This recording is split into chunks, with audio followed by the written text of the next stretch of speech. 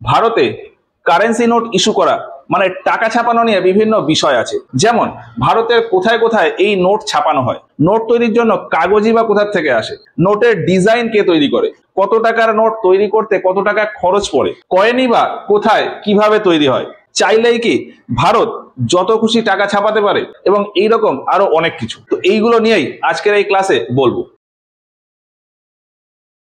প্রথমেই বলি, ভারতে নোট কে ছাপায়। ভারতে নোট ছাপানোর দায়িত্বে থাকে আরবিআই বা রিজার্ভ ব্যাংক অফ ইন্ডিয়া। 1934 খ্রিস্টাব্দের আরবিআই অ্যাক্ট অনুযায়ী বলা হয় যে কারেন্সি নোট ইস্যু করবে অর্থাৎ টাকা ছাপাবে দেশের সেন্ট্রাল ব্যাংক অর্থাৎ আরবিআই, শুধুমাত্র 1 টাকার নোট ছাড়া। মার্কেটে যত রকমের নোট আছে, 1 টাকা, 2 টাকা, 5 টাকা, 10 টাকা, 20 টাকা, 50 টাকা, 100 টাকা, 200 টাকা, 500 টাকা, 1000 টাকা, 2000 টাকা, যত নোটই থাকুক না কেন সব ধরনের নোট তৈরি করবে আরবিআই, শুধুমাত্র 1 টাকার যে নোট সেটা বাদ দিয়ে। ব্রিটিশ শাসনকালে 1906 খ্রিস্টাব্দে ভারতে পাশ হয়েছিল কয়েনেজ অ্যাক্ট। 1906 খ্রিস্টাব্দের ওই কয়েনেজ অ্যাক্ট অনুযায়ী বলা হয় যে ভারতে লিগাল টেন্ডার হিসেবে মার্কেটে যত কয়েন রয়েছে সেই কয়েন তৈরির দায়িত্ব থাকবে ভারত সরকারের, আর এর পাশাপাশি 1 টাকার নোট তৈরি করার দায়িত্বও থাকবে ভারত সরকার। তো কয়েনের ব্যাপারে আমরা পরে আসি, প্রথমে কারেন্সি নোট বা টাকার ব্যাপারে আসি। ভারতে মোট 4 জায়গায় টাকা ছাপা হয়। টাকা যেখানে ছাপা হয় সেই জায়গাটাকে বলা হয় প্রেস বা প্রিন্টিং প্রেস। তো সেই হিসাবে ভারতে 4টে প্রিন্টিং প্রেস রয়েছে। কোথায় কোথায়? দেওয়াস, নাসিক, মাইসোর আর শালবনী। এই যে মধ্যপ্রদেশের এইখানে হলো দেওয়াস, মহারাষ্ট্রে এইখানে হলো নাসিক, কর্ণাটকের ভেতর এইখানে হলো মাইসুর বা মহীশূর, আর পশ্চিমবঙ্গে মেদিনীপুরের ভেতরে একটা জায়গা রয়েছে শালবনী। এই 4 জায়গায় 4টে প্রেস রয়েছে। এই 4 জায়গায় টাকা ছাপা হয়। দেওয়াসে যে প্রেস রয়েছে তার নাম হলো ব্যাংক নোট প্রেস, দেওয়াসে ব্যাংক নোট প্রেস। নাসিকে currency note press, bank note press, currency note press. আর মাইসুর, শালবনীতে যে দুটো রয়েছে সেই দুটোর নাম হলো সিকিউরিটি প্রিন্টিং প্রেস। দেওয়াস আর নাসিক এই দুটো ভারত সরকারের নিয়ন্ত্রণে থাকে, আর মাইসোর, শালবনী এই দুটো আরবিআই এর কন্ট্রোলে থাকে। এই 4 জায়গায় নোট তো ছাপায় আরবিআই, কিন্তু এই দুটোর মেনটেনেন্স বা এই দুটো ছাপার দায়িত্বে থাকে ইন্ডিয়ান গভর্নমেন্ট বা ভারত সরকার। এবার সরকার বা আরবিআই নিজে থেকে তো আর টাকা ছাপায় না, আরবিআই কোনো একটা কোম্পানিকে দায়িত্ব দিয়ে রাখে, ভারত সরকারও কোনো একটা কোম্পানিকে টাকা ছাপার জন্য দায়িত্ব দিয়ে রাখে। তো কোন কোন কোম্পানি এই টাকা ছাপার দায়িত্বে থাকে? SPM, CIL. এই যে এইখানে আমরা 4টে প্রেসের ব্যাপারে লিখেছি। ব্যাংক নোট প্রেস দেওয়াস, এই যে দেওয়াসে রয়েছে ব্যাংক নোট প্রেস, এটা কার আন্ডারে থাকে? ভারত সরকারের আন্ডারে। কোন কোম্পানি টাকা ছাপায়? এসপিএম, সিআইএল, অর্থাৎ security printing and minting corporation of India limited. এই public sector undertaking company bank note press আর কারেন্সি নোট প্রেস এই দুটো জায়গাতে নোট ছাপানোর দায়িত্ব থাকে, মানে নোট ছাপায়। কোথায় কোথায়? দেওয়াস আর নাসিকে। মাইসোর আর শালবনী এখানে আরবিআই টাকা ছাপায়। আরবিআই কোন কোম্পানিকে দায়িত্ব দেয়? বিআরবিএন এমপিএল। পুরো নাম কি? ভারতীয় রিজার্ভ ব্যাংক নোট মুদ্রণ প্রাইভেট লিমিটেড। কি বললাম? ভারতীয় রিজার্ভ ব্যাংক নোট মুদ্রণ প্রাইভেট লিমিটেড। এবার এই 4টে প্রেসের আবার আলাদা আলাদা একটু গল্প আছে। সেটা কি? দেওয়াসে যে প্রেসটা রয়েছে সেখানে শুধুমাত্র 20 টাকা, 100 টাকা আর 500 টাকার নোট প্রিন্ট হয় বর্তমানে। অন্যদিকে নাসিকে যে প্রেসটা রয়েছে সেখানে 20 টাকা, 50 টাকা, 100 টাকা আর 500 টাকার নোট প্রিন্ট হয়। বাকি যে দুটো রয়েছে অর্থাৎ শালবনী আর মাইসোর, এখানে সব ধরনের নোট প্রিন্ট হয়। 10 টাকা, 20 টাকা, 50 টাকা, 100 টাকা, 200 টাকা, 500 টাকা, সব ধরনের নোট এই 2 জায়গাতে প্রিন্ট হয়। এবার শালবনীর ব্যাপারটা আমি ছোট্ট একটু ইনফরমেশন আবার দিই। পশ্চিমবঙ্গের অনেকেই জানে না যে শালবনীটা কোথায়। এই শালবনী পশ্চিম মেদিনীপুরের একটা জায়গা। খড়গপুর থেকে বাঁকুড়া লাইন যাওয়ার পথে মাঝখানে একটা জায়গা পড়ে শালবনী। তো 4টে প্রেস হলো। এবার এই 4টে প্রেসে নোট তৈরি করার জন্য যে কাগজ আসে সেই কাগজ আসে 2 জায়গা থেকে, হোশঙ্গাবাদ আর মাইসুর। মধ্যপ্রদেশের একটা জায়গা আছে হোশঙ্গাবাদ, এই যে এইখানে হলো হোশঙ্গাবাদ, এখান থেকে। আর এই মাইসুর, হোশঙ্গাবাদ আর মাইসুর এই 2 জায়গা থেকে নোট তৈরির পেপার এই 4 জায়গাতে যায় বা 4টে প্রেসে যায়। এবার এই যে 4টে প্রেস আছে এই 4টে প্রেস নিজেদের মতন করে টাকা প্রিন্ট করতে পারে না। কোন প্রেস কত টাকা প্রিন্ট করবে সেটা আরবিআই এর হেড অফিস থেকে প্রত্যেক প্রেসে অর্ডার যায়। আরবিআই এর হেড অফিস হলো মুম্বাইতে, এই যে এইখানে হলো মুম্বাই। আরবিআই এর হেড অফিস মুম্বাইতে।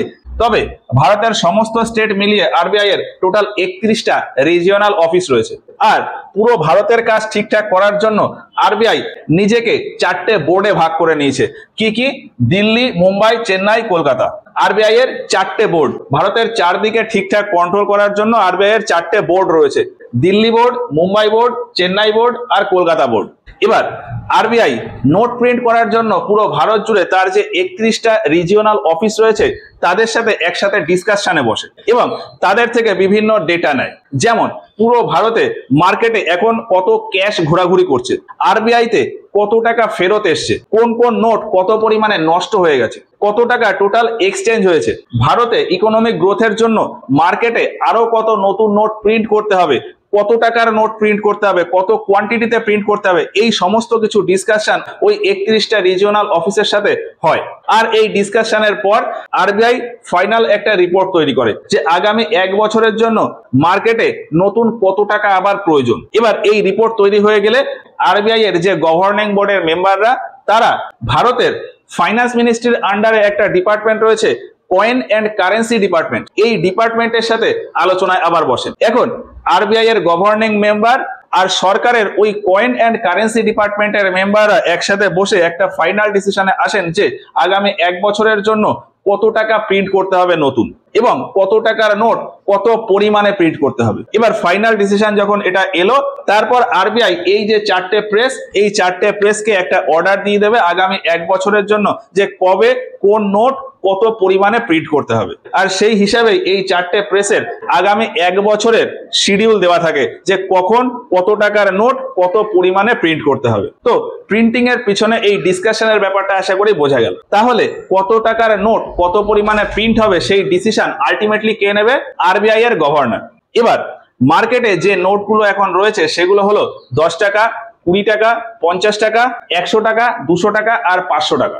বেশ কিছুদিন আগে পর্যন্ত 2000 টাকার নোটও মার্কেটে ছিল। এবার এইখানে একটা প্রশ্ন আসে যে আরবিআই ম্যাক্সিমাম কত টাকার নোট প্রিন্ট করতে পারে। তো 1934 খ্রিস্টাব্দের আরবিআই অ্যাক্ট অনুযায়ী বলা হয় যে আরবিআই ম্যাক্সিমাম 10,000 টাকার নোট প্রিন্ট করতে পারে। তাহলে এখানে আরো একটা প্রশ্ন আসে যে ভারতে কি তাহলে কখনো 10,000 টাকার নোট ছিল? ছিল। ব্রিটিশ শাসনকালে 1938 খ্রিস্টাব্দে প্রথমবার ভারতে 10,000 টাকার নোট প্রিন্ট করা হয়েছিল, তবে সেটা মার্কেটে খুব বেশি দিন চলেনি। 1946 খ্রিস্টাব্দে গিয়ে ওই 10,000 টাকার নোটটাকে ডিমনিটাইজ করে দেওয়া হয়। যদিও ভারত স্বাধীন হওয়ার পর 1954 খ্রিস্টাব্দে আবারও 10,000 টাকার নোট চালু করা হয়। 1954 খ্রিস্টাব্দে নতুন করে আবার 5,000 আর 10,000 টাকার নোট চালু করা হয়। যদিও পরবর্তীকালে 1978 খ্রিস্টাব্দে গিয়ে ভারতে যখন প্রথমবার অকংগ্রেসি সরকার আসে অর্থাৎ জনতা পার্টি ক্ষমতায় এসে 1978 খ্রিস্টাব্দে 1,000 টাকা, 5,000 টাকা আর 10,000 টাকার যে নোট সেটাকে ক্যান্সেল করে দেয় অর্থাৎ ডিমনিটাইজ করে দেয়। ফলে 1978 খ্রিস্টাব্দের পরে ভারতের মার্কেটে শুধুমাত্র 500 টাকার নোট পর্যন্ত ছিল।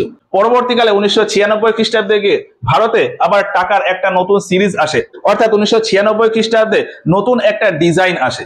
বর্তমানে যে বিভিন্ন 100 টাকার নোট দেখা যায় পুরনো, সেগুলো ওই 1996 খ্রিস্টাব্দের ডিজাইন। তো যাই হোক 1996 খ্রিস্টাব্দে নোটের একটা নতুন ডিজাইন আসে আর এই ডিজাইন অনুযায়ী আবার 1,000 টাকার নোট চালু হয়। ফলে 1996 খ্রিস্টাব্দের পর থেকে ম্যাক্সিমাম 1,000 টাকার নোট মার্কেটে ছিল। তারপর লাস্ট 2016 সালে গিয়ে ভারতে আবারও ডিমনিটাইজেশন হয় এবং ওই ডিমনিটাইজেশনের ফলে ভারতে পুরনো মানে ওই 1996 সালের যে নোট সেই নোটের 500 টাকা আর 1,000 টাকার নোট ক্যান্সেল করে দেওয়া হয় অর্থাৎ ডিমনিটাইজ করে দেওয়া হয় এবং মার্কেটে নতুন 500 টাকা আর 2,000 টাকার নোট চালু করা হয়। আর তার ফলে বর্তমানে এখন মার্কেটে 1996 সালের ওই সিরিজের 10 টাকা, 20 টাকা, 50 টাকা আর 100 টাকার নোট রয়েছে। আর নতুন 2016 সালের যে সিরিজ সেই সিরিজ অনুযায়ী 10 টাকা, 20 টাকা, 50 টাকা, 100 টাকা, 200 টাকা আর 500 টাকার নোট রয়েছে। তাহলে 2,000 টাকা কোথায় গেল? 2023 সালের মে মাস থেকে মার্কেট থেকে 2,000 টাকার নোট আস্তে আস্তে তুলে নেওয়া হয়। তার ফলে মার্কেটে এখন 2,000 টাকার নোট দেখাই যায় না। তো এই হচ্ছে নোট সম্পর্কে ওভারঅল বিষয়। এবার আমি কয়েনের সম্পর্কে আসি। যেমনটা বললাম যে নোট যেখানে তৈরি হয় সেটাকে বলা হয় প্রেস, সেই রকমই কয়েন যেখানে তৈরি হয় সেটাকে বলা হয় মিন্ট বা টাকশাল। ভারতে যেরকম 4টে প্রেস রয়েছে সেই রকম 4টে মিন্ট রয়েছে। কোথায় কোথায়? কলকাতায়, নয়ডাতে, হায়দ্রাবাদ আর মুম্বাই। কি বললাম? এই যে এইখানে হলো কলকাতাতে রয়েছে, দিল্লির পাশে নয়ডাতে রয়েছে, মুম্বাইতে রয়েছে আর হায়দ্রাবাদে রয়েছে। যেমনটা প্রথমে বলেছিলাম যে প্রেসের ভেতর দেওয়াস আর নাসিক এই দুটো প্রেস ভারত সরকারের নিয়ন্ত্রণে থাকে আর ভারত সরকারের যে কোম্পানি এর দায়িত্বে থাকে সেটা কি? SPMCIL। আবার আরেকটা কথা বলেছিলাম যে ভারতে কয়েন তৈরির দায়িত্বে থাকে ভারত সরকার। সেই হিসাবে কয়েন তৈরির এই যে 4টে টাকশাল, এই টাকশালে কয়েন তৈরির দায়িত্ব ভারত সরকার দিয়ে রেখেছে ওই SPMCIL এই কোম্পানিকে। তাহলে ভারতের এই 4টে মিন্টে কয়েন তৈরি করে কে? SPMCIL অর্থাৎ security printing and minting corporation of India limited. এই যে চারটে মিন্ট, এই চারটে মিন্টে সব ধরনের কয়েনই তৈরি হয়। কয়েন তৈরির পাশাপাশি এই চারটে মিন্টের কিছু স্পেশাল ফিচার্স আছে, যেমন কলকাতা মিন্ট সব থেকে পুরনো, 1757 খ্রিস্টাব্দে পলাশির যুদ্ধের আগে আগে এই মিন্টটা তৈরি করা হয়। নয়ডা সব থেকে নতুন, লাস্ট 1988 খ্রিস্টাব্দে নয়ডার এই মিন্ট তৈরি হয়। হায়দ্রাবাদের এই মিন্ট তৈরি হয় 1803 খ্রিস্টাব্দে। মুম্বাইয়ের ওই মিন্ট তৈরি হয় 1829 খ্রিস্টাব্দে। এই যে চারটে মিন্ট, এই চারটে মিন্টে কয়েন তো তৈরি হয়, তার পাশাপাশি কলকাতার যে মিন্ট, এই মিন্টে মেডেলও তৈরি হয়। ন্যাশনাল যে সমস্ত অ্যাওয়ার্ড রয়েছে, অর্থাৎ ভারতরত্ন, পদ্মশ্রী, পদ্মভূষণ, পদ্মবিভূষণ, পরমবীর চক্র বা অন্যান্য বিভিন্ন অ্যাওয়ার্ডের জন্য যে মেডেল তৈরি হয়, সেই মেডেল তৈরি হয় কলকাতার এই মিন্টে। এছাড়া কেউ যদি কাস্টমাইজড কোনো মেডেল তৈরি করতে চায়, সেটাও এই কলকাতার মিন্টে করা হয়।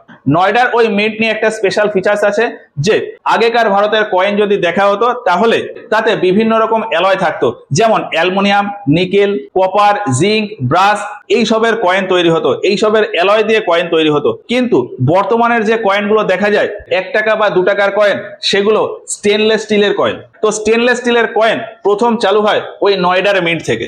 নয়ডা মিন্ট চালু হয় 1988 খ্রিস্টাব্দে এবং তখন থেকেই ভারতে স্টেনলেস স্টিলের কয়েন চালু হয়। এছাড়াও এই নয়ডাতে অন্যান্য বিভিন্ন দেশের কয়েনও তৈরি করা হয়, যেমন উত্তর আমেরিকার ভেতর ক্যারিবিয়ান সাগরে একটা দেশ রয়েছে ডোমিনিকান রিপাবলিক। এই ডোমিনিকান রিপাবলিক আর থাইল্যান্ড, এই দুটো দেশের কয়েনও এই নয়ডা মিন্টে তৈরি করা হয়। এবার যেমনটা বললাম যে এই চারটে মিন্টেই সব ধরনের কয়েনই তৈরি হয়। বর্তমানে ভারতে লেটেস্ট যে সিরিজের কয়েন তৈরি হয় সেটা হলো 2019 সালের গ্রেন সিরিজ কয়েন।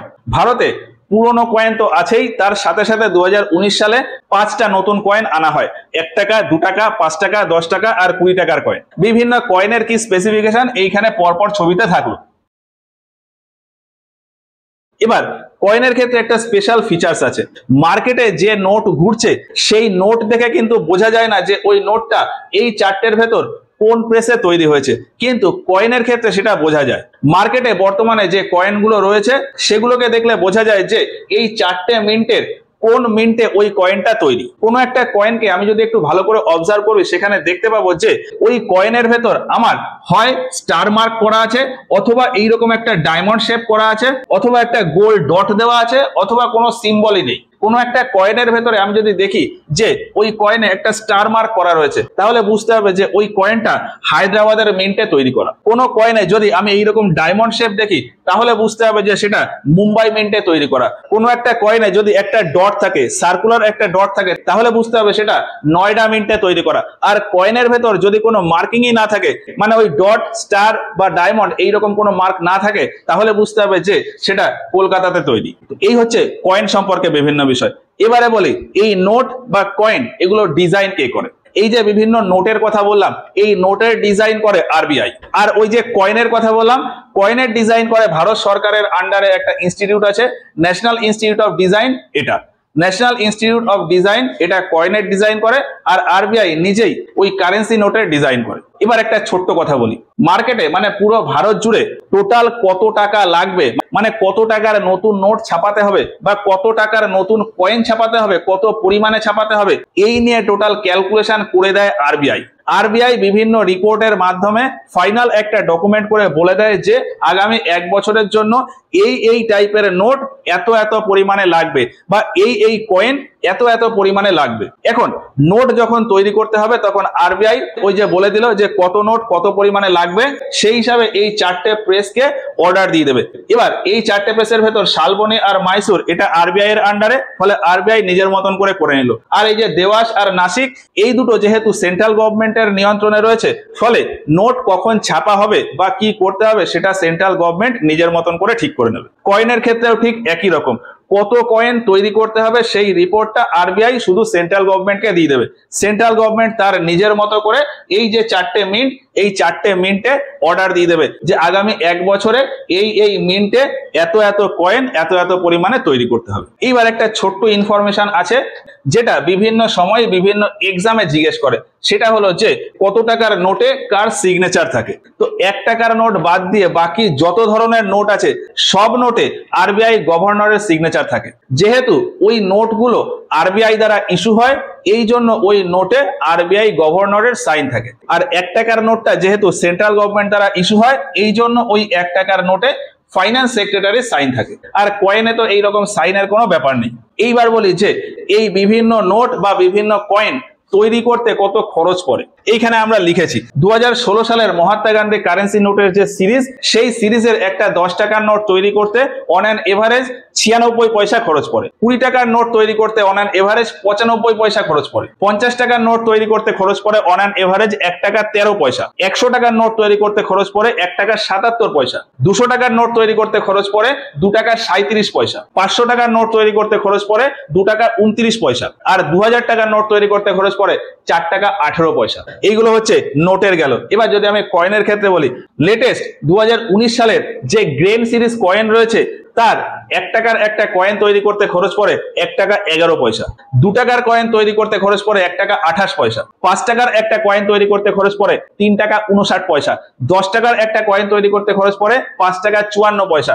আর 20 টাকার কয়েন তৈরি করতে কত খরচ পড়ে সেটা নিয়ে স্পেসিফিক কোনো ডেটা আমরা পাইনি। তোমাদের যদি জানা থাকে কমেন্টে জানিও। এবার এই খরচের ভেতর থেকে একটা খুব কমন কোশ্চেন এক্সামে জিজ্ঞেস করে যে কত টাকার কারেন্সি বা কত টাকার কয়েন তৈরি করতে গিয়ে ওই কয়েনের ভ্যালুর থেকে বেশি দাম দিতে হয়, মানে ওই কয়েনের দামের থেকে তার খরচের দাম বেশি হয়ে যায়। তো সেটা হলো 1 টাকার কয়েন। 1 টাকার কয়েন তৈরি করতে খরচ পড়ে যায় 1 টাকা 11 পয়সা।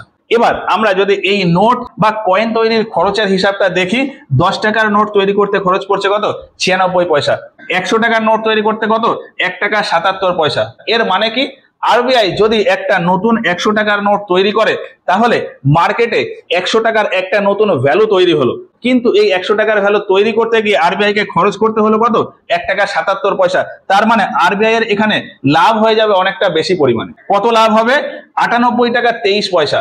আরবিআই 100 টাকার একটা নোট তৈরি করে লাভ করতে পারে কত 98 টাকা 23 পয়সা। এবার এইটাকে একটু ইনডাইরেক্টলি বুঝতে চাইলে বোঝা যাবে যে আরবিআই ইনডাইরেক্টলি ভারত সরকার দ্বারা নিয়ন্ত্রিত হয়। ফলে আরবিআই যদি এই 100 টাকার একটা নোট তৈরি করে 98 টাকা 23 পয়সা লাভ রাখতে পারে, তাহলে ভারত সরকার আরবিআই কে দিয়ে এইরকম নোট প্রিন্ট করিয়ে ভারতে প্রচুর পরিমাণে ভ্যালু তৈরি করতে পারে। ভারত সরকার প্রচুর পরিমাণে লাভ করতে পারে। 100 টাকার একটা নোট তৈরি করে 98 টাকা লাভ। 500 টাকার যদি একটা নোট তৈরি করতে পারে, তাহলে তাতে প্রায় 497 টাকা লাভ। এর ফলে বলা যায় যে ভারত সরকার এইরকম নোট প্রিন্ট করেই তো ভারতের ইকোনমিক অবস্থা আরো বেশি বেটার করে দিতে পারে। কিন্তু না, এইরকমটা সম্ভব না, কারণ এর পেছনে একটা লিমিটেশন থাকে, যেটাকে বলা হয় রিজার্ভ সিস্টেম। দুটো টাইপের রিজার্ভ সিস্টেম হয়, প্রপোর্শনাল রিজার্ভ সিস্টেম আর মিনিমাম রিজার্ভ সিস্টেম। তো এই রিজার্ভ সিস্টেম দুটো নিয়ে আমরা এর পরের ভিডিওতে গিয়ে আলোচনা করব। আর এর পরের ভিডিওতে আমরা এও বুঝতে পারবো যে ভারত সরকার চাইলেও কেন প্রচুর পরিমাণে নোট প্রিন্ট করে ভারতের দারিদ্রতা শেষ করে দিতে পারে না, বা ভারতকে আরো বেশি অর্থনৈতিকভাবে শক্তিশালী করে দিতে পারে না। তো যাই হোক, টাকা ছাপানো আর কয়েন তৈরি এই নিয়ে ওভারঅল যা ছিল সেটা আশা করি বোঝা গেল। ক্লাসটা ভালো লাগলে একটা লাইক করো। এই ক্লাস সম্পর্কে তোমাদের মতামত আমাদের কমেন্ট বক্সে জানিও। কোথাও যদি কোনো ডাউট বা কনফিউশন থাকে, চ্যানেলের অন্যান্য কোনো ভিডিও নিয়ে যদি কোনো ডাউট বা কনফিউশন থাকে, সেগুলো আমাদেরকে কমেন্টে জানাতে পারো। আজকের মতো ক্লাসটা এখানে শেষ করছি। দেখা হচ্ছে এর পরের ক্লাসে গিয়ে।